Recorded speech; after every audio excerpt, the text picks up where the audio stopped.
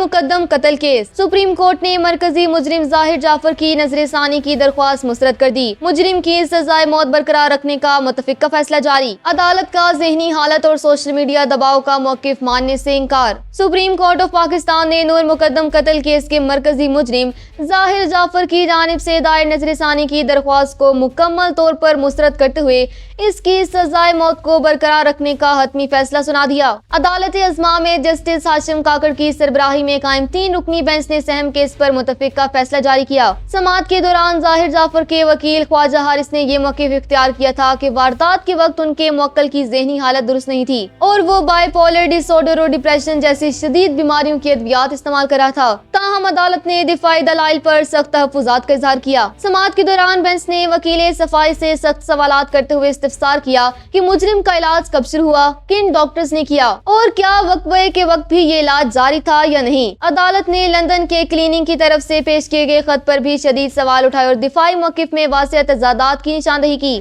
وکیل کی جانب سے یہ موقف بھی اپنایا گیا کہ استغاثہ نے مجرم کے نشے کا ٹیسٹ نہیں کروایا اور ٹرائل کے دوران شدید دباؤ موجود تھا، جس پر جسٹس ہاشم کاکڑ نے ریمارکس دیے کہ عدالتیں میڈیا رپورٹنگ یا سوشل میڈیا کے کسی دباؤ میں آ کر فیصلے نہیں کرتی۔ وکیل کی جانب سے کیس کا دوبارہ ٹرائل کرنے کے بجائے سزا میں رعایت دینے کی استدعا بھی کی گئی، جسے عدالت نے یہ کہتے ہوئے مسترد کر دیا کہ میڈیکل بورڈ کی تشکیل کا معاملہ پہلے ہی حتمی ہو چکا ہے اور دفاع اس نقطے کو ثابت کرنے میں ناکام رہا۔ تمام دلائل مکمل ہونے کے بعد عدالت نے نظر ثانی درخواست کو خارج کرتے ہوئے مجرم کی سزائے موت برقرار رکھنے کا حکم دیا۔